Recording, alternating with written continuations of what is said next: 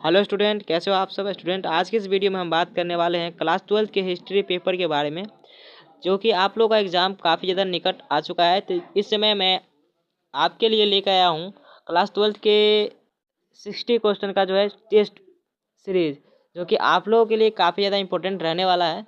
तो आप लोग इस वीडियो को पूरे ध्यान से देखिएगा और जितना हो सके अपने दोस्तों के साथ शेयर कीजिएगा। तो चलिए आज के इस वीडियो को हम शुरू करते हैं। तो यहाँ पर जो है आपका पहला प्रश्न है, यहाँ पर आपका पहला प्रश्न है कि सिंधु घाटी निवासियों को किस धातु का ज्ञान नहीं था। सिंधु घाटी निवासी को जो है किस धातु का ज्ञान नहीं था।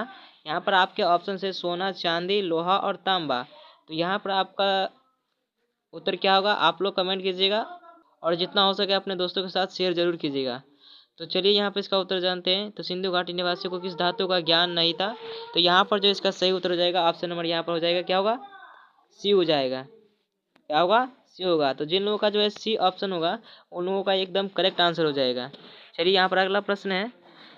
अगला प्रश्न में क्या है कि मोहनजोदड़ो किस नदी के किनारे स्थित है। मोहनजोदड़ो जो है किस नदी के किनारे स्थित है। यहाँ पर ऑप्शन है रावी, सिंधु, सतलज, गंगा। तो यहाँ पर इसका सही उत्तर क्या होगा, ऑप्शन नंबर यहाँ पर बी इसका एकदम करेक्ट आंसर हो जाएगा। तो जिन लोगों का बी होगा उसका एकदम करेक्ट आंसर होगा, बी वाले स्टूडेंट का एकदम करेक्ट आंसर होगा। चलिए अगला प्रश्न देखते हैं। यहाँ पर अगला प्रश्न में है कि गुप्त काल में कौन चीनी यात्री भारत आया था। तो गुप्त काल में कौन चीनी यात्री भारत आया था। यहाँ पर आपके ऑप्शंस दिए हुए हैं।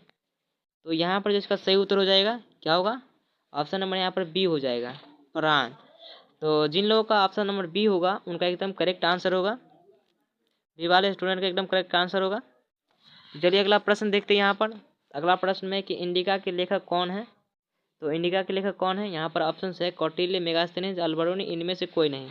तो यहाँ पर जो इसका सही उत्तर होगा क्या होगा, तो इंडिका के लेखक कौन है। तो यहाँ पर इसका सही उत्तर होगा ऑप्शन नंबर बी हो जाएगा, मेगास्थनीज। तो जिन लोगों का जो है बी ऑप्शन होगा उनका एकदम करेक्ट आंसर होगा। तो बी वाले स्टूडेंट एकदम करेक्ट आंसर होगा। चलिए अगला प्रश्न देखते हैं। यहाँ पर अगला प्रश्न है कि अशोक किस वंश का शासक था। यहाँ पर ऑप्शन दिए हुए हैं नंद वंश, मौर्य वंश, गुप्त वंश, चोल वंश। तो यहाँ पर इसका सही ऑप्शन क्या होगा, तो यहाँ पर इसका सही ऑप्शन हो जाएगा, ऑप्शन नंबर ए हो जाएगा, नंद वंश का। तो जिन लोगों का जो ऑप्शन नंबर ए होगा उनका एकदम करेक्ट आंसर हो जाएगा। चलिए अगला प्रश्न देखते हैं।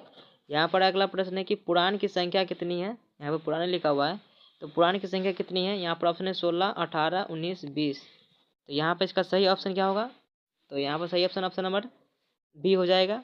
जिन स्टूडेंट का जो है बी होगा 18, तो उनका एकदम करेक्ट आंसर होगा। चलिए यहाँ पर अगला प्रश्न है कि महाभारत की रचना किस भाषा में हुई है। यहाँ पर ऑप्शन संस्कृत, पाली, प्राकृत और हिंदी। प्राकृतिक लिखा हुआ है, प्राकृत और हिंदी। तो महाभारत की रचना किस भाषा में हुई है। तो यहाँ पर इसका सही उत्तर होगा ऑप्शन नंबर ए हो जाएगा। जिन स्टूडेंट का ऑप्शन ए होगा उसका एकदम करेक्ट आंसर होगा। यहाँ पर अगला प्रश्न क्या होगा कि श्वेतांबर एवं दिगंबर का संबंध किस धर्म से है। श्वेतांबर एवं दिगंबर का जो संबंध है वो किस धर्म से है। ऑप्शन है हिंदू, बौद्ध, शैव और जैन। तो आप लोग का क्या आंसर होगा, तो यहाँ पर इसका सही उत्तर हो जाएगा ऑप्शन नंबर डी हो जाएगा। श्वेतांबर एवं दिगंबर का जो संबंध है वो जैन धर्म से है। तो यहाँ पर ऑप्शन नंबर डी इसका सही उत्तर हो जाएगा। जिन लोगों का ऑप्शन नंबर डी होगा उसका एकदम करेक्ट आंसर हो जाएगा। चलिए अगला प्रश्न की ओर बढ़ते हैं। यहाँ पर तो यहाँ पर अगला प्रश्न में कि त्रिपिटक साहित्य का संबंध है। त्रिपिटक साहित्य का जो संबंध है वो किस धर्म से है। यहाँ पर धर्म दिया हुआ है ना, तो यहाँ पर ऑप्शन है जैन धर्म, बौद्ध धर्म और यहाँ पर वैष्णव धर्म से है। तो यहाँ पर इसका क्या उत्तर हो जाएगा, तो यहाँ पर जिसका उत्तर हो जाएगा क्या हो जाएगा, ऑप्शन नंबर बी हो जाएगा, बौद्ध धर्म से। त्रिपिटक साहित्य का जो संबंध है वो बौद्ध धर्म से है। तो यहाँ पर ऑप्शन नंबर बी इसका करेक्ट आंसर होगा। जिन लोगों का जो बी होगा उसका एकदम करेक्ट आंसर हो जाएगा। और जो लोग मेरे चैनल को अभी तक सब्सक्राइब नहीं किए हैं तो चैनल को सब्सक्राइब कर लो, क्योंकि हमारे चैनल पर जो है इसी तरह के एग्जाम से रिलेटेड जो है वीडियो अपलोड किए जाते हैं। तो अगर आप चैनल को सब्सक्राइब किए रहोगे तो आपके पास वीडियो पहुंचने की सबसे ज़्यादा संभावना रहता है और जल्दी आपको वीडियो मिल पाते हैं ना। चलिए हम यहाँ पर अगला प्रश्न की ओर बढ़ते हैं। यहाँ पर हमारा अगला प्रश्न है कि अलबरूनी जो है किसके साथ भारत आया था। अलबरूनी जो है वो किसके साथ भारत आया था। ऑप्शन है मोहम्मद गौरी, मोहम्मद गजनी, बाबर और इल्तुतमिश। तो यहाँ पर इसका उत्तर क्या हो जाएगा बताओ। तो यहाँ पर इसका उत्तर हो जाएगा ऑप्शन नंबर बी हो जाएगा, क्या हो जाएगा, मोहम्मद गजनी के साथ जो है अलबरूनी भारत आया था ना। यहाँ पर जो जिन लोगों का जो है बी हो जाएगा, यहाँ पर ऑप्शन नंबर बी जो होगा उसका सही करेक्ट आंसर होगा। चलिए यहाँ पर अगला प्रश्न देखते हैं क्या है। तो यहाँ पर अगला प्रश्न है कि लोथल स्थित है, लोथल स्थित है, लोथल जो है कहाँ स्थित है। यहाँ पर ऑप्शन है गुजरात में, पश्चिम बंगाल, राजस्थान में और पंजाब में। तो लोथल जो स्थित है तो कहाँ स्थित है, तो यहाँ पर इसका जो सही उत्तर हो जाएगा ऑप्शन नंबर यहाँ पर ए हो जाएगा, गुजरात। लोथल में ही जो है हड़प्पा सभ्यता का जो है सबसे बड़ा बंदरगाह था। तो यहाँ पर इसका जो सही उत्तर हो जाएगा गुजरात हो जाएगा। चलिए हम अगला प्रश्न की ओर बढ़ते हैं यहाँ पर। तो यहाँ पर अगला प्रश्न है 12 नंबर की भारत का नेपोलियन किस शासक को कहा जाता है। ऑप्शंस दिए हुए हैं अशोक, समुद्रगुप्त, अकबर और चंद्रगुप्त मौर्य। तो भारत का नेपोलियन किस शासक को कहा जाता है, तो आप लोग का क्या आंसर है। तो यहाँ पर जिसका सही उत्तर हो जाएगा ऑप्शन नंबर बी हो जाएगा, समुद्रगुप्त को। इसको कहा जाता है भारत का नेपोलियन किस शासक को कहा जाता है, तो समुद्रगुप्त को कहा जाता है। जिन लोगों का बी ऑप्शन होगा उसका एकदम करेक्ट आंसर हो जाएगा। चलिए अगला प्रश्न यहाँ पर देखते हैं। अगला प्रश्न है कि महाभारत किसने लिखा। महाभारत जो है किसने लिखा। ऑप्शन है वाल्मीकि, मनु, कौटिल्य, वेद व्यास। तो यहाँ पर इसका सही उत्तर हो जाएगा, क्या हो जाएगा, ऑप्शन नंबर डी हो जाएगा, वेद व्यास। जिन लोगों का डी ऑप्शन होगा उसका एकदम करेक्ट आंसर हो जाएगा। चलिए अगला प्रश्न देखते हैं यहाँ पर। अगला प्रश्न में कि अर्थशास्त्र के लेखक कौन है। अर्थशास्त्र के जो लेखक हैं वो कौन है। ऑप्शन है मनु, वाल्मीकि, वेद व्यास, कौटिल्य। तो इसका सही उत्तर जो हो जाएगा क्या हो जाएगा, अर्थशास्त्र के लेखक कौन है, तो इसका सही उत्तर क्या होगा। तो यहाँ पर इसका सही उत्तर होगा ऑप्शन नंबर डी हो जाएगा, कौटिल्य। वेद व्यास अर्थशास्त्र के लेखक कौन है, तो कौटिल्य हो जाएगा। यहाँ पर ऑप्शन नंबर डी इसका सही उत्तर हो जाएगा। चलिए अगला प्रश्न की ओर देखते हैं यहाँ पर। अगला प्रश्न में है कि रामानंद के शिष्य कौन थे। रामानंद के शिष्य कौन थे। ऑप्शन है रविदास, कबीर, धन्ना एवं पीपा, इनमें से सभी। रामानंद के शिष्य कौन थे, तो यहाँ पर इसका सही ऑप्शन हो जाएगा, क्या हो जाएगा, ऑप्शन नंबर बी हो जाएगा, कबीर। जिन लोगों का बी ऑप्शन होगा उनका एकदम करेक्ट आंसर हो जाएगा। आप लोग सेलेक्ट आंसर कीजिएगा अच्छी तरह से और कमेंट करके बताइएगा कि आप लोगों का कितना में से कितना सही हुआ है। चलिए यहाँ पर अगला प्रश्न देखते हैं कि प्रयाग परिस्थिति की रचना किसने की थी। प्रयाग परिस्थिति की रचना किसने की थी, तो यहाँ पर ऑप्शन है बाणभट्ट, कालिदास, हरिसेन और तुलसीदास। तो इसका क्या ऑप्शन होगा, तो यहाँ पर जो इसका ऑप्शन हो जाएगा कौन सा ऑप्शन सही होगा, तो ऑप्शन नंबर जो है सी इसका सही उत्तर हो जाएगा, हरिसेन। प्रयाग परिस्थिति की रचना किसने की थी, तो हरिसेन हो जाएगा, ऑप्शन नंबर सी हो जाएगा। जिन लोगों का सी होगा उसका एकदम करेक्ट आंसर हो जाएगा। चलिए अगला प्रश्न की ओर देखते हैं यहाँ पर। अगला प्रश्न क्या है, तो विजयनगर साम्राज्य की स्थापना किसने की। विजयनगर साम्राज्य की स्थापना जो है वो किसने की। यहाँ पर ऑप्शन है देवनारायण, वन, हरिहर एवं बुक्का, कृष्णदेव राय और सखा शिव राय। तो यहाँ पर जो इसका सही उत्तर क्या हो जाएगा, विजयनगर साम्राज्य का स्थापना किसने की, तो यहाँ पर ऑप्शन नंबर जो है इसका बी सही उत्तर होगा, हरिहर एवं बुक्का। इस क्वेश्चन में मुझे डाउट लग रहा है, आप लोग का क्या आंसर है, आप लोग मुझे कमेंट कीजिएगा। मुझे तो ये सी वाले सही लग रहा है, लेकिन आप लोग का क्या है, आप लोग मुझे कमेंट कीजिएगा क्योंकि इस क्वेश्चन में मुझे डाउट लग रहा है। चलिए अगला प्रश्न की ओर देखते हैं यहाँ पर हम। अगला प्रश्न में है कि सिंधु सभ्यता में विशाल स्नानागार के अवशेष कहाँ से प्राप्त हुए। सिंधु सभ्यता में जो है विशाल स्नानागार के अवशेष कहाँ से प्राप्त हुए। यहाँ पर ऑप्शन नंबर जो है क्या होगा, हड़प्पा या मोहनजोदारो या फिर कालीबंगा या फिर लोथल। तो सिंधु सभ्यता में विशाल स्नानागार के अवशेष कहाँ से प्राप्त हुए हैं, तो यहाँ पर इसका सही उत्तर क्या होगा, ऑप्शन नंबर बी हो जाएगा ना, मोहनजोदारो। 18 नंबर सवाल का बी हो जाएगा, मोहनजोदारो। चलिए यहाँ पर अगला प्रश्न देखते हैं। अगला प्रश्न क्या है कि इब्न तूता किस देश का निवासी था। इब्न तूता जो है वो किस देश का निवासी था। ऑप्शन है पुर्तगाल, मोरक्को, फ्रांस और मिस्र। तो यहाँ पर जिसका सही उत्तर हो जाएगा ऑप्शन नंबर बी हो जाएगा, मोरक्को। इब्न तूता जो है वो मोरक्को देश का यात्री था। तो यहाँ पर ऑप्शन नंबर बी इसका एकदम करेक्ट आंसर हो जाएगा। जिन लोगों का बी होगा उसका एकदम करेक्ट आंसर होगा। अगला प्रश्न देखते हैं यहाँ पर।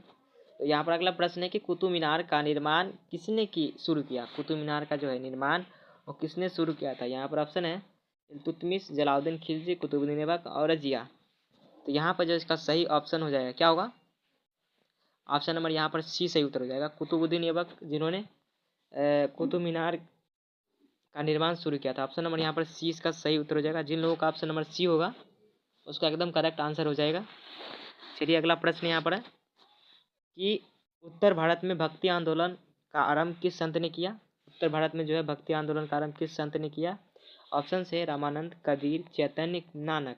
तो यहाँ पर जो इसका सही ऑप्शन हो जाएगा क्या हो जाएगा। उत्तर भारत में भक्ति आंदोलन का शुरुआत या आरंभ करने वाले संत, तो यहाँ पर इसका सही उत्तर होगा ऑप्शन नंबर ए हो जाएगा रामानंद। तो ऑप्शन नंबर यहाँ पर ए इसका सही उत्तर हो जाएगा रामानंद। चलिए अगला प्रश्न यहाँ पर है कि पाटलिपुत्र नगर की स्थापना किस नदी के के तट पर है। मतलब पाटलिपुत्र नगर की जो स्थापना है वो किस नदी के तट पर है। ऑप्शन है यहाँ पर गंगा, पुनपुन, रावी, सतलुज। तो यहाँ पर जो इसका सही उत्तर क्या हो जाएगा, ऑप्शन नंबर ए हो जाएगा गंगा। गंगा नदी के तट पर जो है पाटलिपुत्र नगर की स्थापना है। अगला प्रश्न देखते हैं यहाँ पर। अगला प्रश्न है कि दीन ए इलाही संबंधित है। मतलब दीन ए इलाही जो है वो किससे संबंधित है। ऑप्शन से बाबर, हुमायूं, अकबर और औरंगजेब। तो यहाँ पर इसका सही ऑप्शन क्या होगा, दीन ए इलाही जो संबंधित है वो किससे संबंधित है। यहाँ पर इसका सही ऑप्शन हो जाएगा ऑप्शन नंबर सी हो जाएगा अकबर से। दीन ए इलाही जो है अकबर से संबंधित है। जिन लोगों का जो है ऑप्शन नंबर सी होगा उसका एकदम करेक्ट आंसर हो जाएगा। चलिए अगला प्रश्न यहाँ पर देखते हैं। अगला प्रश्न है कि जलियांवाला बाग हत्याकांड किस वर्ष हुआ। तो जलियांवाला बाग हत्याकांड किस वर्ष हुआ था।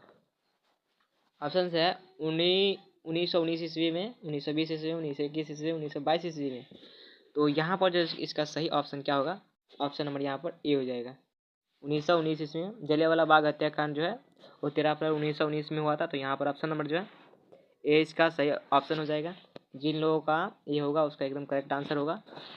चलिए अगला प्रश्न यहाँ पर है कि हैदराबाद भारत में विलय कब हुआ। हैदराबाद जो है भारत में विलय कब हुआ। ऑप्शन से यहाँ पर 1948 में, 1949 में, 1950 में, 1951 में। तो हैदराबाद विलय कब हुआ था। तो यहाँ पर इसका सही उत्तर हो जाएगा क्या हो जाएगा 25 नंबर का ऑप्शन नंबर ए हो जाएगा 1948 में।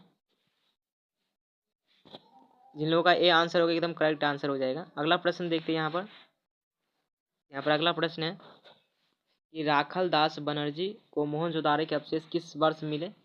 राखल दास बनर्जी को जो है मोहनजोदाड़ो के अवशेष किस वर्ष मिले थे। तो यहाँ पर ऑप्शन है 1920, 1921, 1922, 1923। तो यहाँ पर जो इसका सही उत्तर क्या होगा, ऑप्शन नंबर यहाँ पर हो जाएगा सी हो जाएगा 1922 में राखल दास बनर्जी को मोहनजोदाड़ो के अवशेष मिले थे। और 1921 में जो मिले थे दयाराम साहनी को मिले थे, हड़प्पा का अवशेष मिले थे, है ना। तो जिन लोगों का जो सी ऑप्शन होगा उसका एकदम करेक्ट आंसर होगा। चलिए अगला प्रश्न देखते हैं। अगला प्रश्न में है कि भारत में रेलवे की शुरुआत कब हुई थी। भारत में जो है रेलवे की शुरुआत कब हुई थी। ऑप्शन है 1753, 1793, 1993 और यहाँ पर 1853 है। तो क्या होगा आंसर इसका, भारत में जो रेलवे की शुरुआत हुई थी वो कब हुई थी। तो यहाँ पे इसका सही ऑप्शन क्या हो जाएगा, ऑप्शन नंबर डी हो जाएगा 1853। जिन लोगों का डी होगा उसका एकदम करेक्ट आंसर हो जाएगा 1853 यहाँ पर हो जाएगा डी आंसर एकदम करेक्ट हो जाएगा। यहाँ पर अगला प्रश्न है वास्को डिगामा भारत पहुंचा था। ऑप्शन है 1948, 1498, 1499 और 1500। तो वास्को डिगामा जो भारत पहुंचा था वो 1498 पहुंचा था। यहाँ पर ऑप्शन नंबर जो है बी इसका सही उत्तर होगा 1498। जिन लोगों का बी होगा उसका एकदम करेक्ट आंसर हो जाएगा। चलिए अगला प्रश्न देखते हैं यहाँ पर कि 16 महाजनपद में सबसे शक्तिशाली महाजनपद कौन था। 16 महाजनपद में जो है सबसे शक्तिशाली महाजनपद, ऑप्शन से मगध, अवंती, कौशल और गंधार। तो यहाँ पर इसका सही उत्तर क्या होगा, 16 महाजनपद में सबसे शक्तिशाली महाजनपद कौन था। तो इसका सही उत्तर हो जाएगा ऑप्शन नंबर यहाँ पर क्या होगा मगध, ऑप्शन नंबर ए हो जाएगा। जिन लोगों का ऑप्शन ए होगा उसका एकदम करेक्ट आंसर हो जाएगा। चलिए अगला प्रश्न देखते हैं यहाँ पर कि भारत को स्वतंत्रता कब मिली थी। भारत को जो है स्वतंत्रता कब मिली थी। यहाँ पर इसका जो ऑप्शन है 26 जनवरी 1950, 26 जनवरी 1930, 15 अगस्त 1947 और 14 अगस्त 1950। तो भारत को स्वतंत्रता यानी कि आज़ादी कब मिली थी। तो यहाँ पर जिसका सही उत्तर होगा ऑप्शन नंबर यहाँ पर सी हो जाएगा 15 अगस्त 1947 को भारत देश आज़ाद हुआ था यानी कि स्वतंत्र तो हुआ था। यहाँ पर जिन लोगों का जो ऑप्शन नंबर सी होगा उसका एकदम करेक्ट आंसर हो जाएगा, सी वाले का एकदम करेक्ट आंसर हो जाएगा। चलिए अगला प्रश्न देखते हैं यहाँ पर। अगला प्रश्न यहाँ पर है कि महात्मा गांधी के राजनीतिक गुरु कौन थे। महात्मा गांधी के जो राजनीतिक गुरु थे वो कौन थे। यहाँ पर ऑप्शन है लाजपत राय, फिरोज शाह, गोखले और दादा भाई नौरोजी। तो यहाँ पर जिसका सही उत्तर हो जाएगा ऑप्शन नंबर सी हो जाएगा, Gokhale, Gopal Krishna Gokhale. Option number C इसका सही उत्तर होगा। यहाँ पर सिर्फ गोखले है तो यहाँ पर गोखले होगा। जिन लोगों का सी आंसर होगा एकदम उसका करेक्ट आंसर हो जाएगा। चलिए यहाँ पर अगला प्रश्न है कि पुर्तगालियों ने गोवा पर कब अधिकार किया। पुर्तगालियों ने जो गोवा पर अधिकार किया था कब किया था। यहाँ पर ऑप्शन है 1509 में, 1510 में, 1512 में, 1515 में। यहाँ पर जिसका सही उत्तर हो जाएगा क्या हो जाएगा, पुर्तगालियों ने जो गोवा पर अधिकार किया था कब किया था। यहाँ पर हो जाएगा सही उत्तर इसका ऑप्शन नंबर बी हो जाएगा, 1510 में किया था। तो यहाँ पर ऑप्शन नंबर जिन लोगों का बी होगा उसका एकदम करेक्ट आंसर हो जाएगा। चलिए यहाँ पर अगला प्रश्न है कि भारत का अंतिम मुगल शासक कौन था। भारत का जो अंतिम मुगल शासक था वो कौन था। यहाँ पर ऑप्शन है शाहजहां, मोहम्मद शाह, औरंगजेब, बहादुर शाह। तो यहाँ पर इसका सही उत्तर क्या हो जाएगा, ऑप्शन नंबर डी हो जाएगा, बहादुर शाह जफर, है ना। भारत का अंतिम मुगल शासक कौन था, बहादुर शाह जफर है। तो यहाँ पर ऑप्शन नंबर सी इसका सही उत्तर हो जाएगा, डी हो जाएगा, बहादुर शाह जफर। तो यहाँ पर 34 नंबर प्रश्न है कि तालवंडी में किस प्रसिद्ध संत का जन्म हुआ था। तो यहाँ पर ऑप्शन है मीरा, कबीर, कबीर गुरु, नानक और रविदास। तो यहाँ पर जो इसका सही उत्तर क्या हो जाएगा, तालमंडी में किस प्रसिद्ध संत का जन्म हुआ था। तो यहाँ पर जो इसका सही उत्तर हो जाएगा 34 नंबर का ऑप्शन नंबर सी हो जाएगा, नानक का। यहाँ पर ऑप्शन नंबर सी इसका सही उत्तर होगा। जिन लोगों का सी होगा उसका एकदम करेक्ट आंसर हो जाएगा। चलिए अगला प्रश्न यहाँ पर देखते हैं कि अकबर का संरक्षक कौन था। ऑप्शन है यहाँ पर बैरम खां, अब्दुल रहीम, मुनीम खां और फैजी। तो अकबर का संरक्षक कौन था, तो अकबर का जो संरक्षक था वो कौन था। तो दोस्तों यहाँ पर इसका सही उत्तर होगा ऑप्शन नंबर ए हो जाएगा, बैरम खां। जिन लोगों का ऑप्शन नंबर ए होगा उसका एकदम करेक्ट आंसर हो जाएगा, बैरम खां। यहाँ पर 36 नंबर सवाल है कि आईन अकबरी किसने लिखा। आईन अकबरी जो है किसने लिखा, ऑप्शन है बाबर, फैजी, अबुल फजल और कोई नहीं। तो यहाँ पर जो इसका सही उत्तर क्या होगा, ऑप्शन नंबर यहाँ पर सी हो जाएगा, अबुल फजल जिन्होंने आईन अकबरी पुस्तक जो है लिखा था। तो यहाँ पर ऑप्शन नंबर सी इसका सही उत्तर हो जाएगा। चलिए अगला प्रश्न यहाँ पर देखते हैं। तो अगला प्रश्न है कि तंबाकू का सेवन सर्वप्रथम किस मुगल सम्राट ने किया। तो यहाँ पर जो इसका सही उत्तर क्या होगा, यहाँ पर जो इसका सही उत्तर क्या हो जाएगा, तंबाकू का सेवन सर्वप्रथम किस मुगल सम्राट ने किया था। तो यहाँ पर जिसका सही उत्तर हो जाएगा ऑप्शन नंबर डी हो जाएगा, जहांगीर। ऑप्शन नंबर यहाँ पर डी इसका सही उत्तर होगा। जिन लोगों का जो है डी होगा उसका एकदम करेक्ट आंसर हो जाएगा। चलिए अगला प्रश्न यहाँ पर देखते हैं कि अगला प्रश्न में क्या है कि औरंगजेब ने अपने जीवन का अंतिम भाग बिताया। औरंगजेब ने जो है अपने जीवन का अंतिम भाग बिताया। यहाँ पर ऑप्शन है पश्चिम भारत में, बी है पूर्वी भारत में, सी है उत्तरी भारत में और डी है दक्षिणी भारत में। तो यहाँ पर जो इसका सही उत्तर क्या हो जाएगा, ऑप्शन नंबर यहाँ पर सही उत्तर बी हो जाएगा, पूर्वी भारत में। औरंगजेब ने अपने जीवन का जो अंतिम भाग पूर्वी भारत में बिताया था। तो जिन लोगों का जो बी आंसर होगा उन लोगों का एकदम करेक्ट आंसर होगा। चलिए अगला प्रश्न यहाँ पर देखते हैं। यहाँ पर अगला प्रश्न है कि पानीपत का प्रथम युद्ध किस वर्ष हुआ था। पानीपत का प्रथम युद्ध जो हुआ था किस वर्ष हुआ था। तो पानीपत का प्रथम युद्ध यहाँ पर हो जाएगा ऑप्शन नंबर ए हो जाएगा, 1526 में जो है पानीपत का प्रथम युद्ध हुआ था। और 1556 में जो पानीपत का द्वितीय युद्ध हुआ था। 1761 में जो है पानीपत का तृतीय युद्ध हुआ था। तो पानीपत का प्रथम युद्ध किस वर्ष हुआ था। तो यहाँ पर ऑप्शन नंबर जिन लोगों का ए होगा उसका एकदम करेक्ट आंसर हो जाएगा, 1526 में। चलिए यहाँ पर अगला प्रश्न देखते हैं। यहाँ पर अगला प्रश्न है कि मुस्लिम लीग की स्थापना किस वर्ष हुई थी। मुस्लिम लीग की जो स्थापना हुई थी वो किस वर्ष हुई थी। तो यहाँ पर जिसका सही उत्तर क्या होगा, आप लोग का क्या है, आप लोग सेलेक्ट जरूर कीजिएगा। तो यहाँ पर जिसका सही उत्तर हो जाएगा ऑप्शन नंबर बी हो जाएगा, 1906 में जो कि मुस्लिम लीग की स्थापना हुई थी। चलिए अगला प्रश्न की ओर देखते हैं। यहाँ पर अगला प्रश्न क्या है कि ईस्ट इंडिया कंपनी की स्थापना कब हुई। ईस्ट इंडिया कंपनी की स्थापना कब हुई। यहाँ पर ऑप्शन है 1600 में, 1605 में, 1610 में और 1615 में। तो यहाँ पर जो इसका सही उत्तर क्या हो जाएगा, यहाँ पर ऑप्शन नंबर जो है इसका ए सही उत्तर हो जाएगा, 1600 में जो कि ईस्ट इंडिया कंपनी की स्थापना हुई थी। चलिए अगला प्रश्न यहाँ पर देखते हैं। तो अगला प्रश्न है कि 1920 में कौन सा आंदोलन हुआ।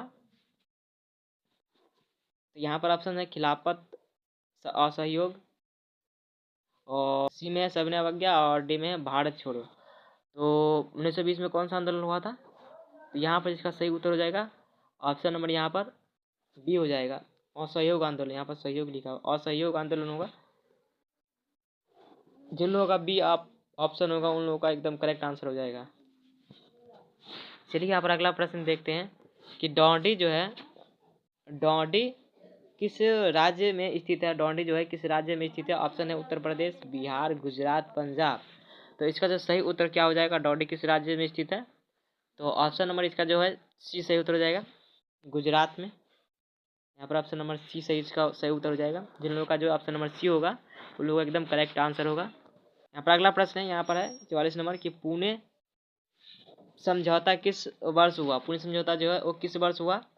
तो यहाँ पर जो है इसका उत्तर सही उत्तर क्या हो जाएगा? ऑप्शन नंबर यहाँ पर ए हो जाएगा, 1932 में पुणे समझौता हुआ था। तो यहाँ पर ऑप्शन नंबर इसका सी सही उत्तर हो जाएगा, ए सही उत्तर हो जाएगा यहाँ पर ऑप्शन नंबर ए। चलिए अगला प्रश्न यहाँ पर है 45 नंबर कि दिल्ली चलो का नारा किसने दिया? दिल्ली चलो का जो है नारा किसने दिया था? यहाँ पर ऑप्शन है गांधी जी, राजेंद्र प्रसाद, जवाहरलाल नेहरू, सुभाष चंद्र बोस। तो दिल्ली चलो का जो नारा है वो किसने दिया था? तो यहाँ पर जो इसका सही उत्तर क्या हो जाएगा? यहाँ पर सही उत्तर हो जाएगा ऑप्शन नंबर डी हो जाएगा, सुभाष चंद्र बोस, जिन्होंने दिल्ली चलो का नारा दिया था। चलिए अगला प्रश्न की ओर बढ़ते हैं। यहाँ पर अगला प्रश्न यहाँ पर है कि बंगाल छोड़ो आंदोलन किस वर्ष हुआ? बंगाल छोड़ो आंदोलन जो है वो किस वर्ष हुआ था? ऑप्शन है 1920 में, 1930 में, 1935 में, 1942 में। तो यहाँ पर जो इसका सही उत्तर क्या हो जाएगा? ऑप्शन नंबर यहाँ पर ए हो जाएगा, 1920 में। जिन लोगों का ऑप्शन नंबर जो है ए होगा उसका एकदम करेक्ट आंसर हो जाएगा। यहाँ पर 47 नंबर सवाल है कि स्वतंत्र भारत का अंतिम गवर्नर जनरल कौन था?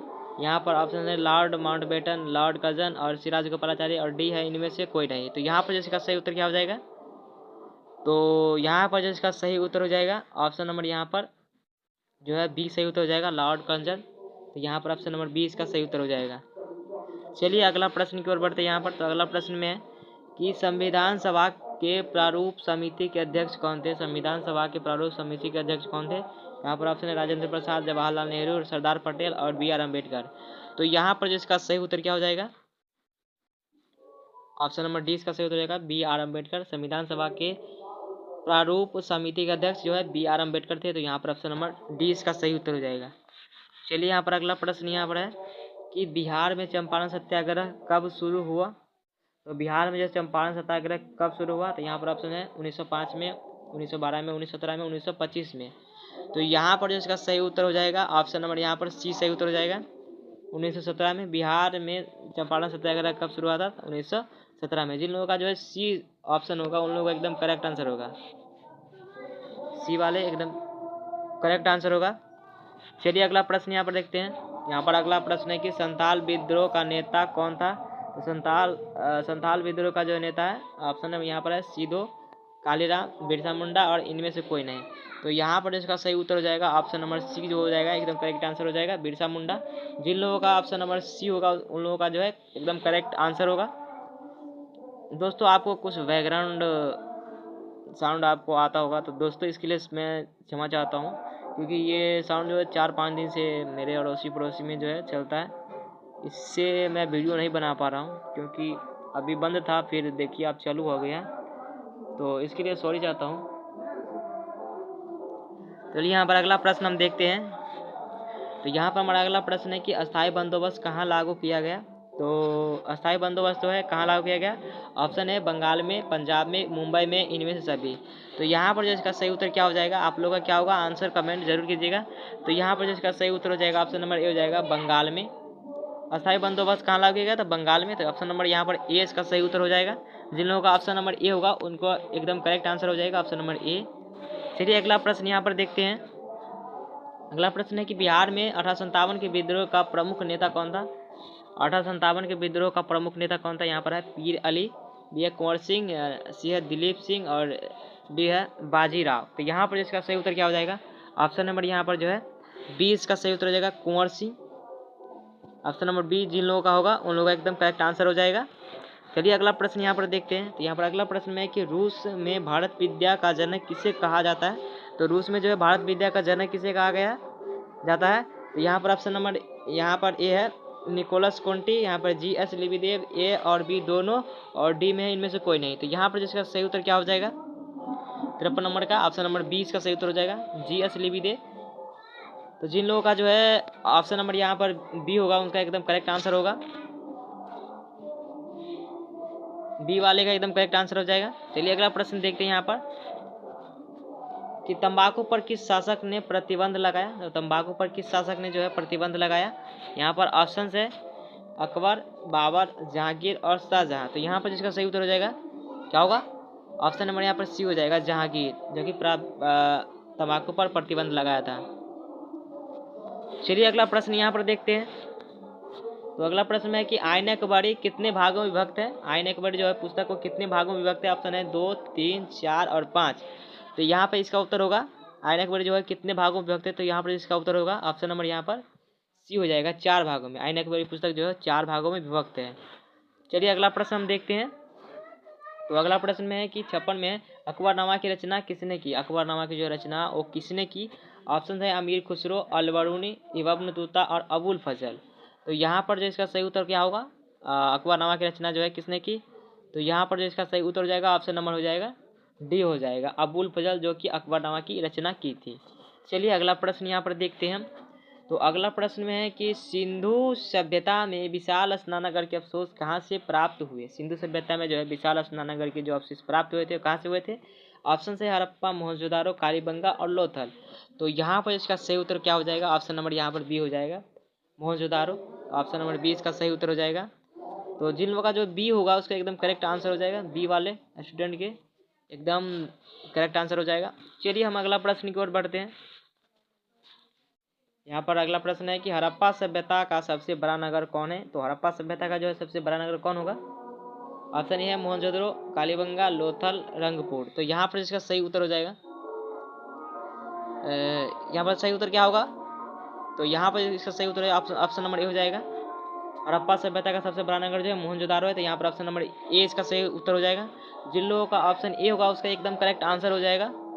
59 नंबर है कि महाभारत का युद्ध कितने दिनों तक चला। महाभारत का युद्ध जो है वो कितने दिनों तक चला। हाँ ऑप्शन है 15 दिन, 16 दिन, 17 दिन, 18 दिन। तो यहाँ इसका सही उत्तर होगा ऑप्शन नंबर डी हो जाएगा, 18 दिन तक। महाभारत का युद्ध जो है कुल 18 दिनों तक चला था। तो जिन लोगों का जो है ऑप्शन नंबर डी होगा उसका एकदम करेक्ट आंसर हो जाएगा, डी वाले स्टूडेंट का जो है आंसर एकदम करेक्ट हो जाएगा। चलिए अगला प्रश्न है, मोहनजोदारो किस भाषा का शब्द है। तो मोहनजोदड़ो जो है किस भाषा का शब्द है। तो यहाँ पर ऑप्शन है हिंदी, सिंधी, उर्दू और फारसी। तो मोहनजोदारो जो है किस भाषा का शब्द है।